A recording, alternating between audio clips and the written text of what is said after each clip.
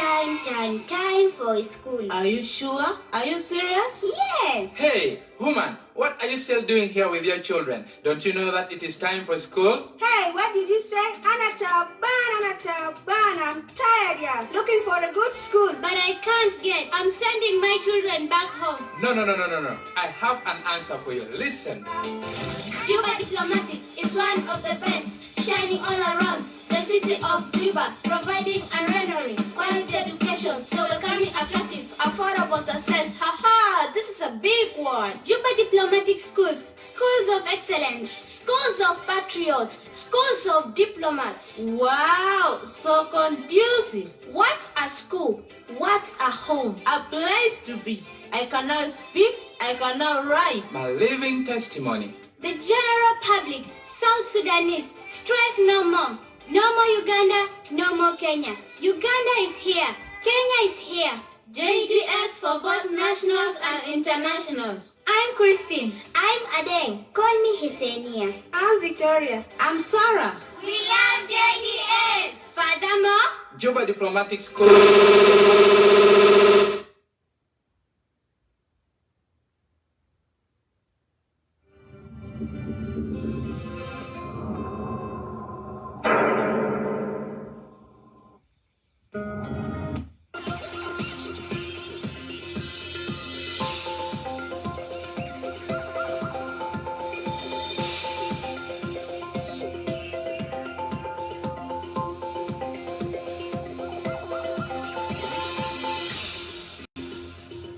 Unity State and U.S. delegation discuss the plight of the flood-affected persons. Former President Mwai Kibaki dies in Kenya at the age of 90. And Bishop-elect Alex Lodion calls on Christians to work for peace and development of the country. Good evening and thank you for tuning in to SSBC Evening Edition. My name is Mathiang Joseph. South Sudan Ethics Integrity Promotion Agency briefed Vice President Dr. James Wani Iga on its activities that include humanitarian assistance to the displaced persons in the country. The agency's Executive Director Moses Thon Majok appealed to the government to support them to deliver services to the people of South Sudan.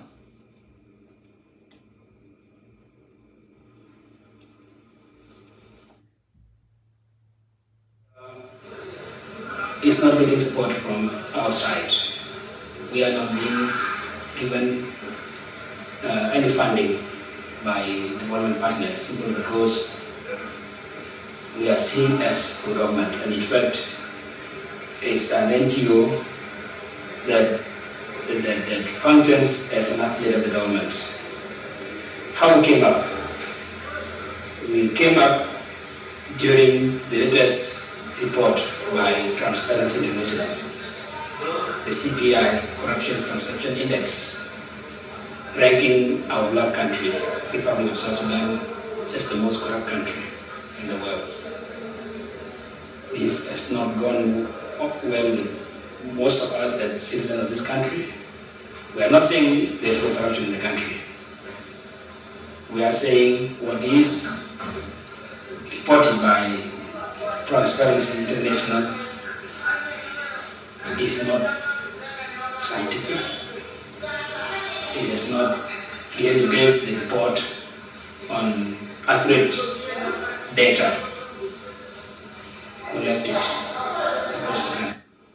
A former Kenyan President Mwai Kibaki has died at the age of 90. President Uhuru Kenyatta announced his death on the state TV in Kenya on Friday. Mwai Kibaki ruled Kenya from 2002 to 2013. As our reporter Teg Stephen reports, during his time in office, Kibaki was instrumental in championing peace and stability in South Sudan. As the world remembers the former Kenyan President Mwai Kibaki, who died on 21st of April 2022, we reflect on his career and legacy in relations to South Sudan. Emilio Stanley Mwai Kibaki was born on 15th of November 1931 in Gatunyani village of Othaya Division in Nyeri County.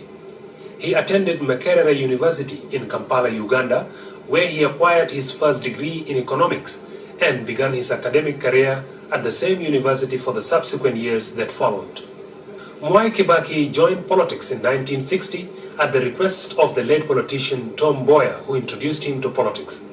He was elected as Member of Parliament for what was known as Donholm constituency, later changed to Bahati and now known as Makadara constituency in 1963. He was also appointed as a permanent Secretary for Treasury in the same year. In 1964, he was appointed as the Assistant Minister of Finance and also headed the Commission for Finance and Planning. Kibaki was later promoted by President Jomo Kenyatta as the Minister for Commerce in 1966. He was then reshuffled into the portfolio of the Ministry of Finance and Planning in 1969, a position he held until 1982. Kibaki moved his political stronghold from Nairobi's Bahati constituency to his home village of Othaya, where he served as a Member of Parliament for 7 terms, that is from 1979 to 2007. After the death of the first Kenya's President Jomo Kenyatta, the second President Daniel Arap Moi appointed Mwai Kibaki as his Vice President in 1978. Kibaki left his mother party, Kenya Africa National Unity or KANU, in 1991 following a rising popular demand for multi-party democracy in Kenya and formed his own Democratic Party, DP. He contested for presidency for the first time in 1992 through his DP party and lost the election to the incumbent President Daniel Arap Moi.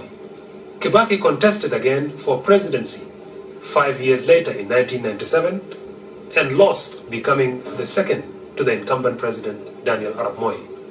In 2002, his party DP formed a coalition with other political parties and formed what came to be known as National Alliance Rainbow Coalition or NAC and won a landslide election to become Kenya's third president. In 2005, NAC alliance fell out as a result of political dissatisfaction by allied parties. In 2005, Kibaki spearheaded the negotiations for Sudanese peace talks in Naivasha and subsequent signing of the Comprehensive Peace Agreement in Nairobi, which ended the longest civil war in Africa. Kibaki facilitated hundreds of South Sudanese to pursue their education in different institutions of higher learning in Nairobi and other cities and towns across Kenya. He also allowed many South Sudanese seeking political asylum and refuge in Kenya. In 2007, Kibaki won the controversial and highly contested election against ODM leader Raila Odinga, resulting to post-election violence that threatened Kenya's long years of peaceful coexistence and harmony. In 2008, Kibaki and Raila Odinga formed a national accord dubbed as the Grand Coalition Government, a move that restored Kenya's peace and stability, with the opposition leader being appointed as the Prime Minister.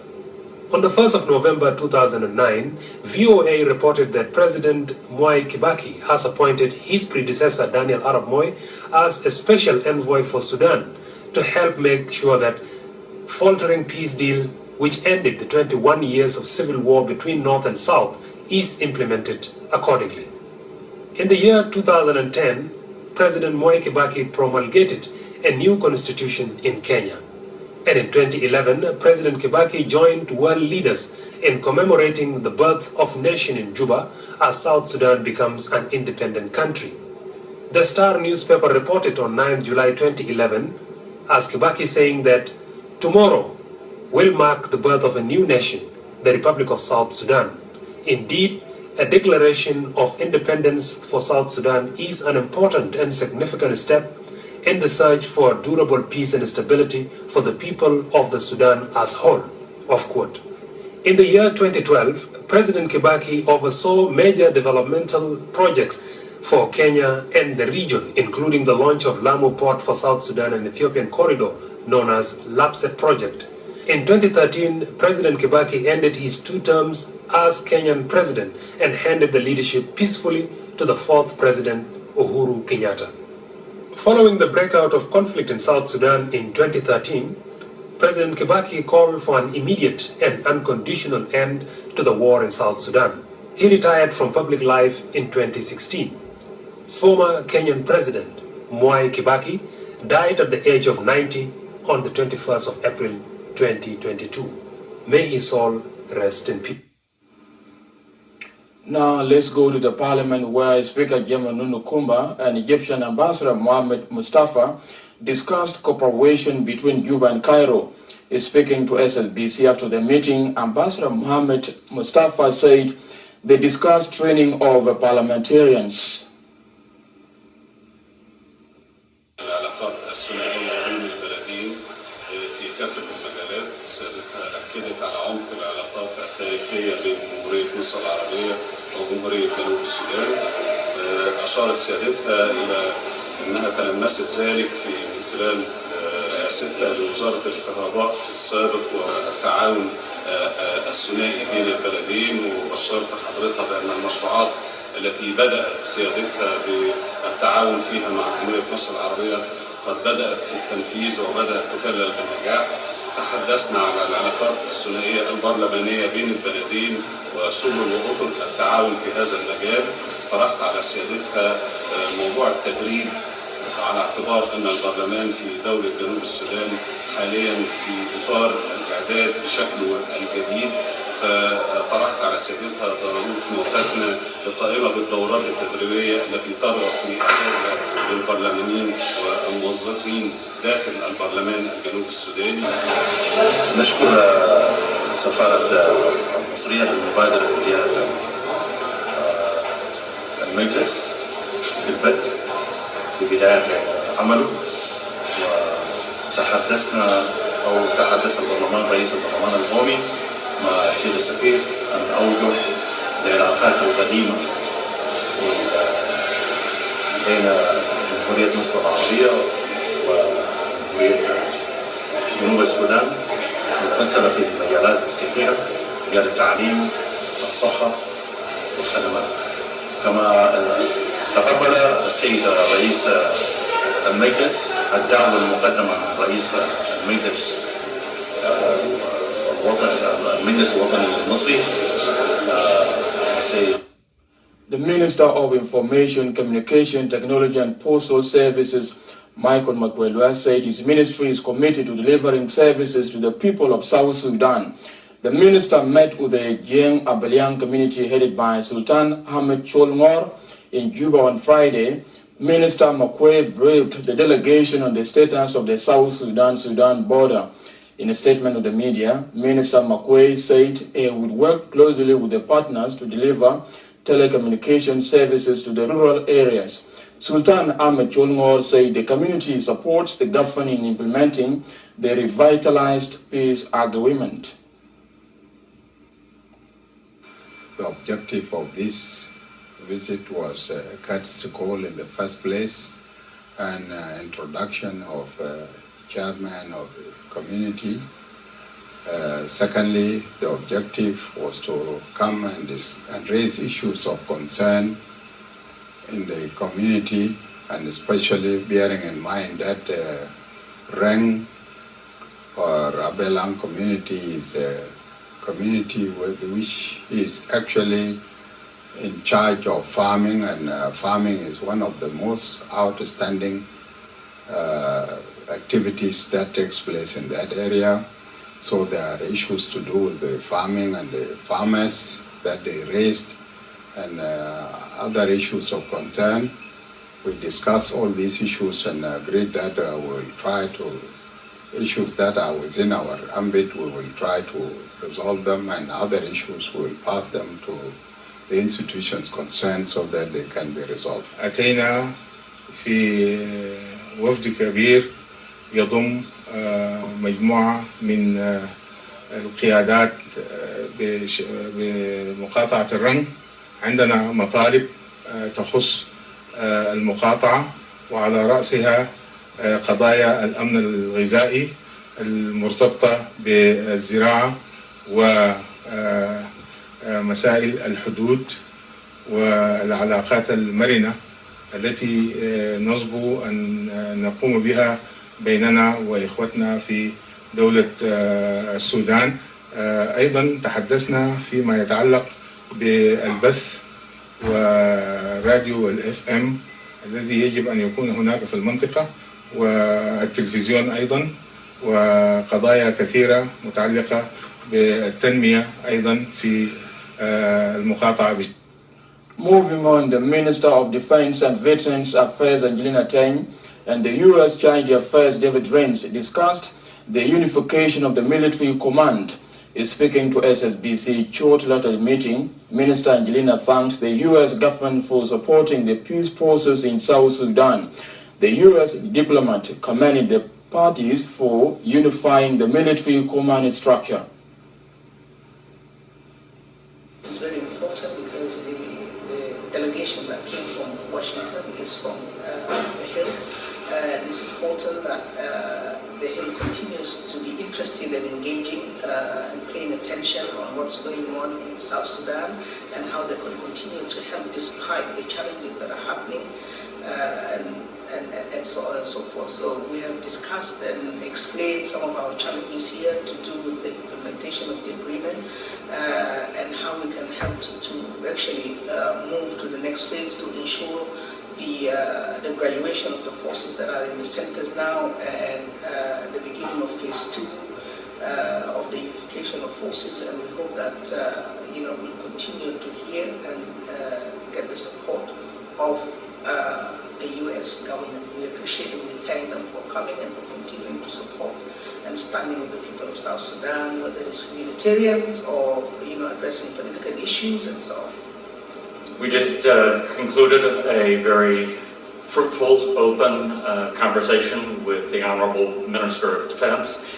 The team here from Washington are professional staffers from working with the Senate Foreign Relations Committee and are here to get on-the-ground understanding of what the situation is here in South Sudan today.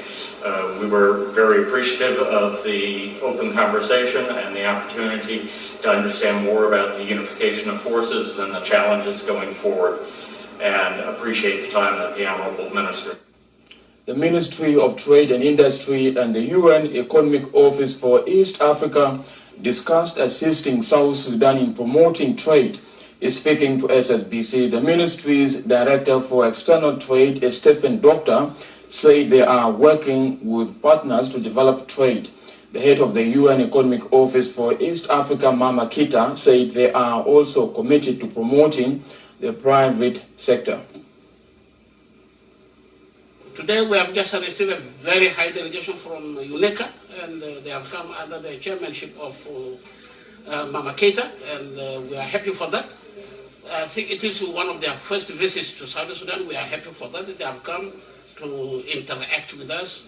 They have come to our support, at least to help us how to go along with the EAC, with the Continental Free Trade Area and the WTO, so that we can navigate well.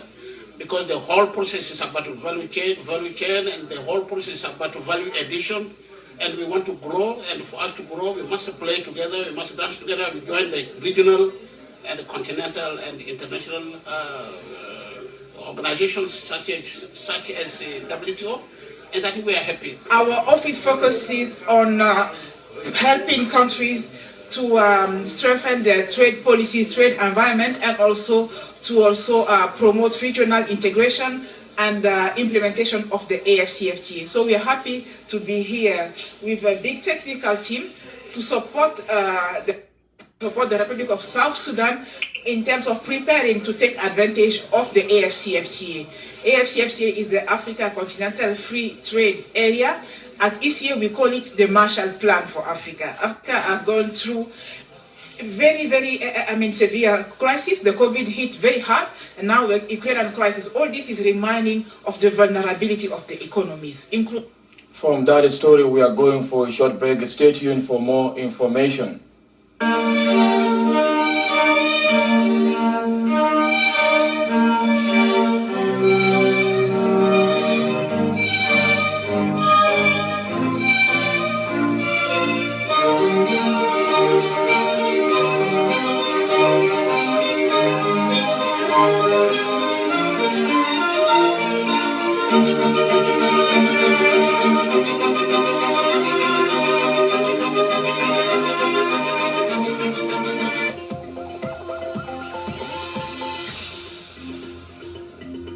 United States and U.S. delegation discuss the plight of the flood-affected persons.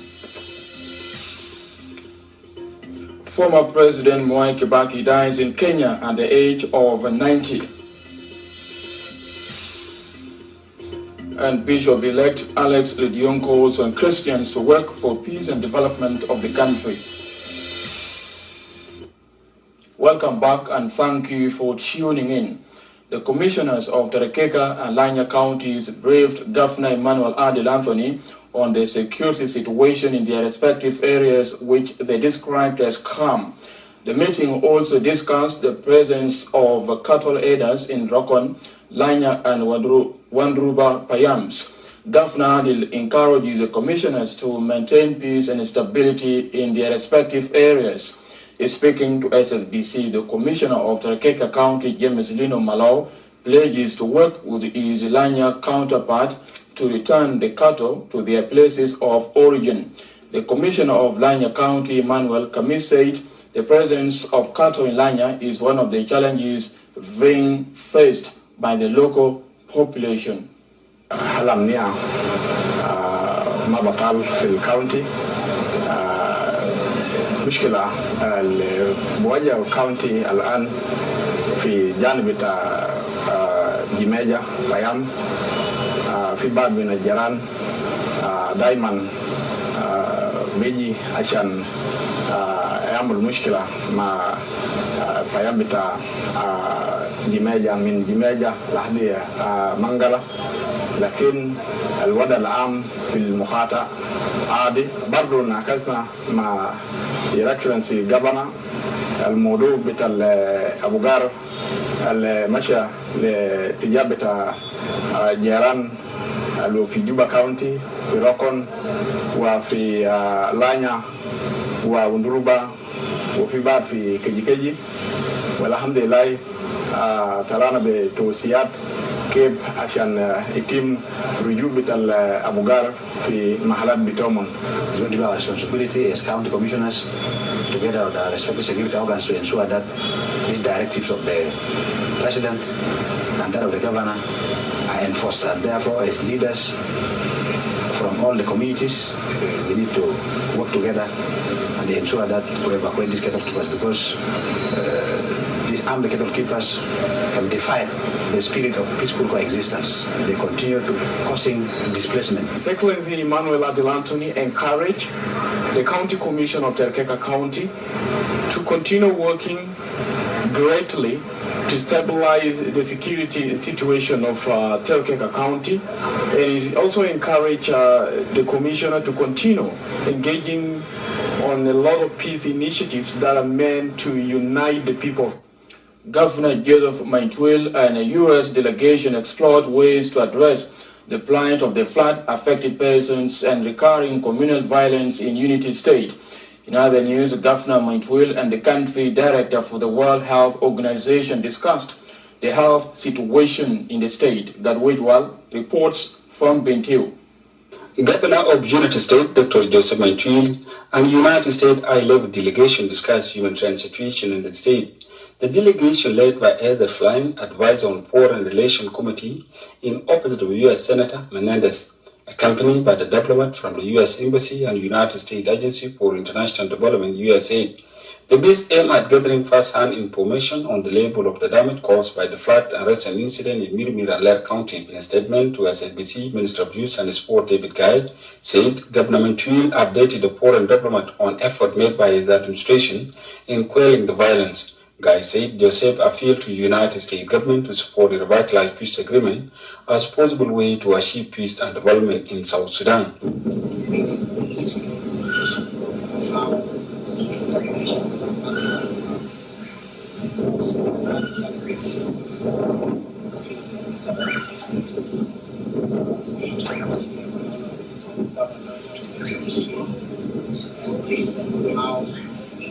The situation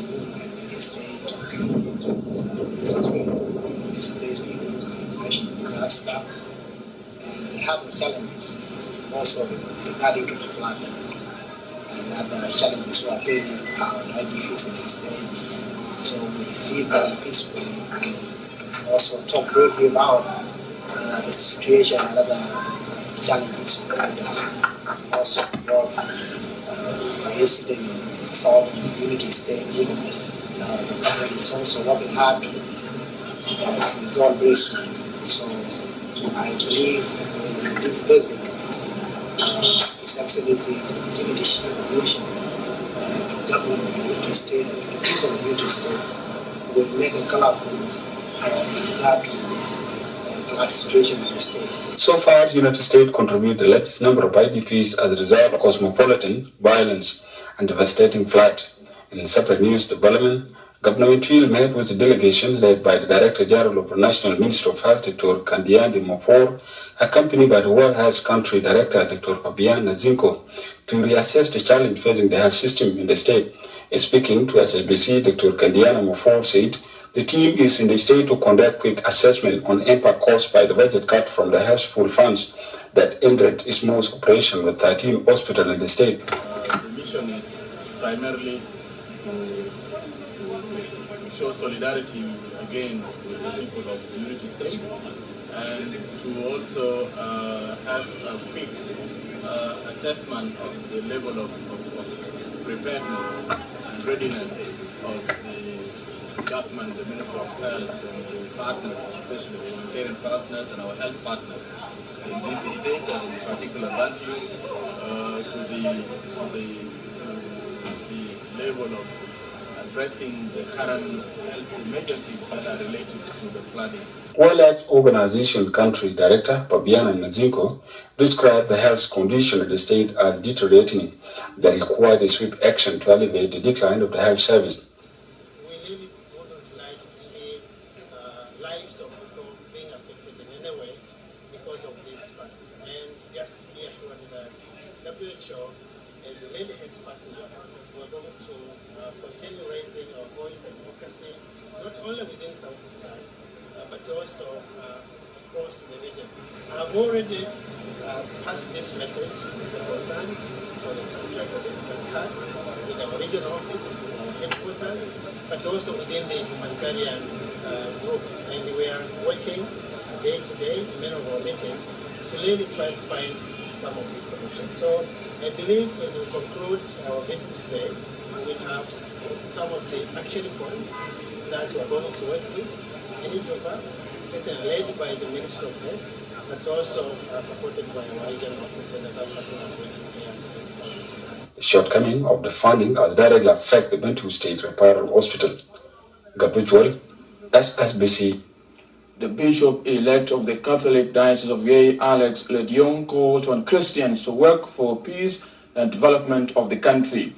The Bishop made the call after returning to Juba from Rome on Friday.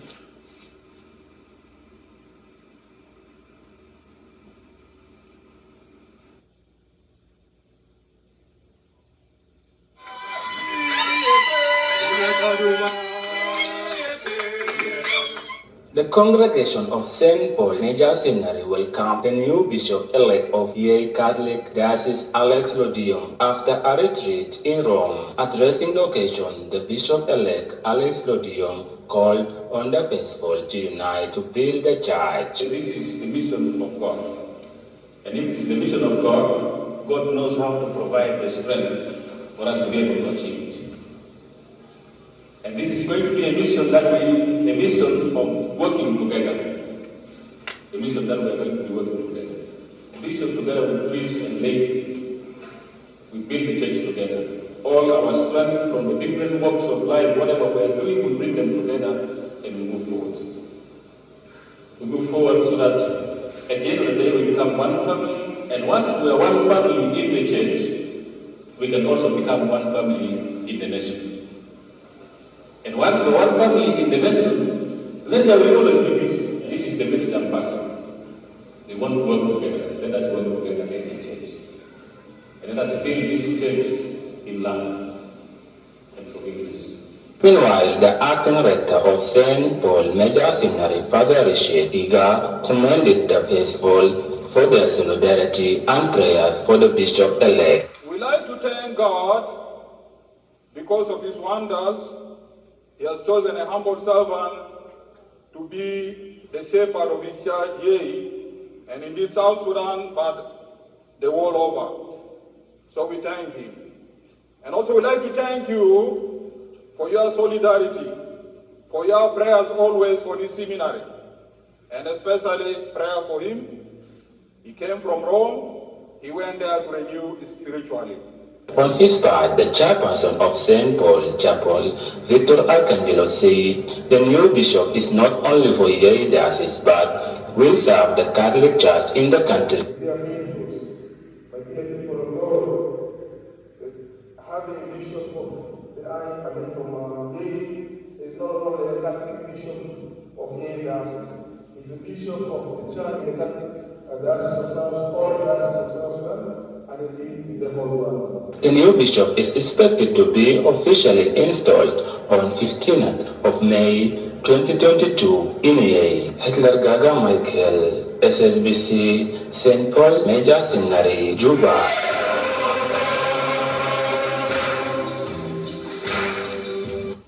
Moving on, five senior army officers from the National Salvation Front have shifted their allegiance to the SSPDF. Major General Martin Betali Sabit said they have joined the government to participate in the peace process to ensure the stability of the country. He said they would set up a new direction for South Sudan to regain its status as a country of peace, democracy, justice, equality, freedom, and the rule of law. He said the National Salvation Front lacks a clear and sound vision to unite South Sudanese, and that the movement has failed to demonstrate the leadership capabilities to attain the desired aspirations.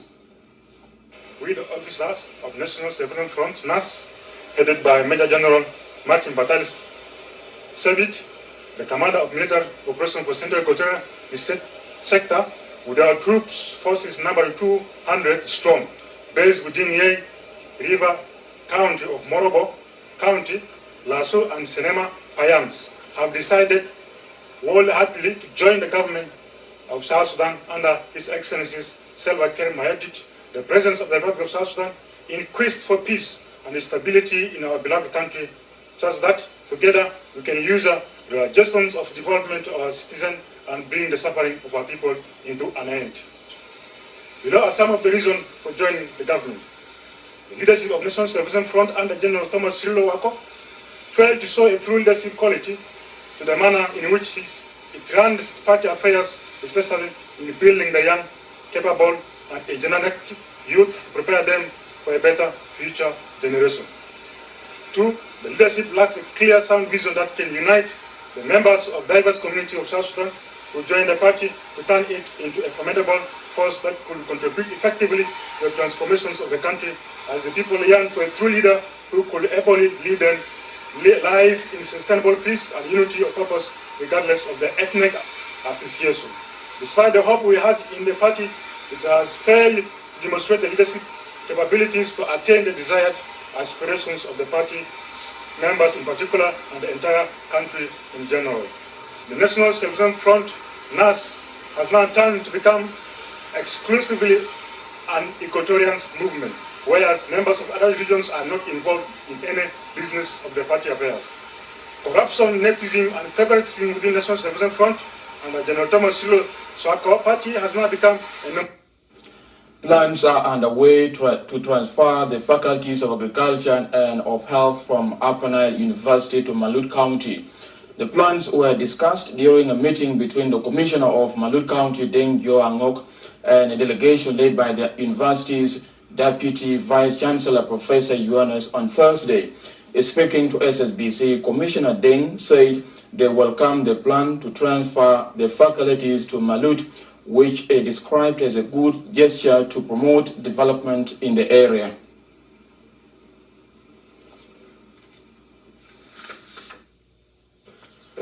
دعوة مننا كمقاطعة إنه عندنا مباني تابع للكوميونيتي وتم إنشاء قبل 4 سنة وما تم استخدامها.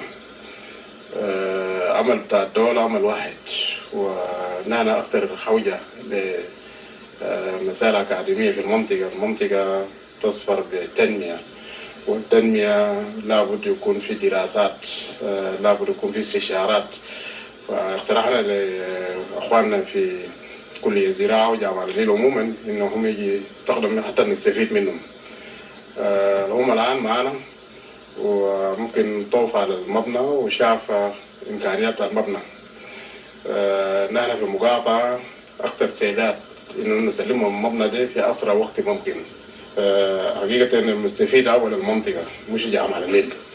كون ما نحن نكون الكلية في مرلوط مستفيد المنطقة. أنا خطط تخطيط جاد عشان نجيب بعض الكليات عشان يخفوا علينا العيب في موجود في جوبا.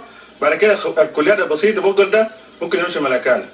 ده الهدف الأساسي الجينا خلانا نجي مرلوط. حنمشي نقعد كجامعة كإدارة جامعة ونخطط، لأنه ترحيل جامعة مكلف، لأنه حترحل الطلبة والأساتذة والمعدات مكلف. فده حيخش معانا هناك الميزانيات، فنكون حنضع الميزانيات وبعد كده نبدا باسرع ما يمكن، لانه ممكن اقول لك النهارده 200 نبدا، لانه اسرع ما يمكن، لانه كل الميزانيه في ايدينا. فان شاء الله يعني اقرب مده ونحن بنفكر اذا كان قدرنا ندخل سنه اولى. ده الاشهر من الفصول القديمه. Governor Tonga Ken Ngor has called on the students sitting their secondary school examinations in northern Bargazal State to perform well this year. The governor made the call at Salam Girls School. More than 1,700 candidates are sitting the examination in the state. Today, we are pleased in northern Bargazal to have this big number of candidates. And what we want is only we wanted you to make us proud.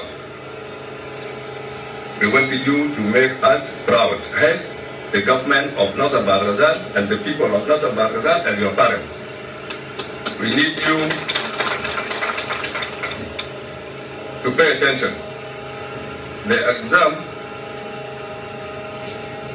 is easy. It's not difficult.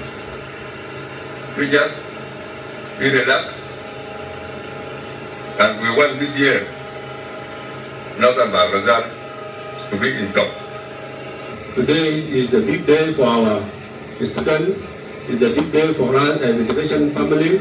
It's a big day for us as a state to have you here so that you come and officiate and officially open the South Sudan Certificate Secondary Education exam, which is going to kick out across our nation, South Sudan, and more importantly to our state. Let's go to Abyei administrative area where the Minister of Education, Ajabing Mian, said the government has provided a conducive environment for candidates sitting for the secondary school examinations. He made the remarks while addressing the students at Abyei Girls Secondary School on Wednesday.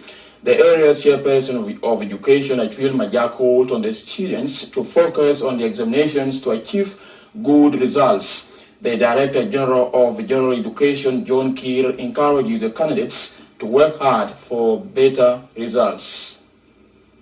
As you all know, we have been in difficult situation. Many of the students' families has been displaced since February, and their studies were cut off due to this situation. Now we have made it to the exams to start today in Abyei, despite all these challenges. Many families are displaced, and in fact we are having 4 schools: Kamboni Secondary School, Agok Secondary School, Abyei Complex, which is combined girls school and boys senior school. They are sitting today, and it is really our pleasure to see these students sitting today. بنفتتح الامتحانات مع سيد الوزير التعليم، فالعدد بتاع الطلبة ما شاء الله الغياب لا بأس، رغم انه في الظروف في منطقة نحن ما كنا متوقعين الحضور يكون زي ما لقيناه. The number of the students who are sitting for this exam are 248. 178 are males and 70 are females. Those who are sitting for science sections, the total is 126. 94 of them are female, 94 of them are male, 32 are female. These are the science students. The art students, the total number is 122. Female are 32 and male are 84. And they have already started their exams and the situation. And finally, in Jonglei State, more than 2,080 candidates are sitting for the Senior 4 examinations in Jonglei and in Juba. Speaking to students at Bor Secondary School, the State Minister of Education, Wal Moinluak, encourages the candidates to focus on the papers before answering the questions. The State Acting Governor Tuong Majuk and the Director of Examinations, Michael Mabior Makur, also addressed the students. Very thankful to be here this morning to give you a word of courage as sons and daughters of my own self. And I'm seeing the success in you. And I'm seeing the top student that will score this exam, I'm seeing in you. You have been coming along from secondary 1 up to this end. It's a process. And you made it together from class to class to class until you reach today. We hope the same to happen to you now. All of you, after the results out, I wish all of you to be in the universities. I know Jonglei State always is in the forefront of anything in this country. And I wish the student of this great state will do wonders in this exam. Now we came into the level of the state. This is how we build the country. We start in your house and you go to your community and later on you go beyond your expectation. I mean, when you reach to secondary, means that you reach to the second level, and you have to make sure that now you are part of the development agents in the country. If you did your exam and you pass, you join the highest institution where you meet the other nation later. And I hope and I expect from you. My name is Michael Makur, Director for Examination in Jonglei State. So our secondary or Senior 4 examination is taking place today, the 20th of April 2022. So in Jonglei State, we have 35 centers, 19 centers in Juba and 16 centers in Bore Quarter here, Jonglei State. So here, the number that is sitting this year is 2,815, of which 876 are girls and 1,939. From me and the team, I am Mathiang Joseph, and thank you for tuning in. Stay tuned for more programs coming up.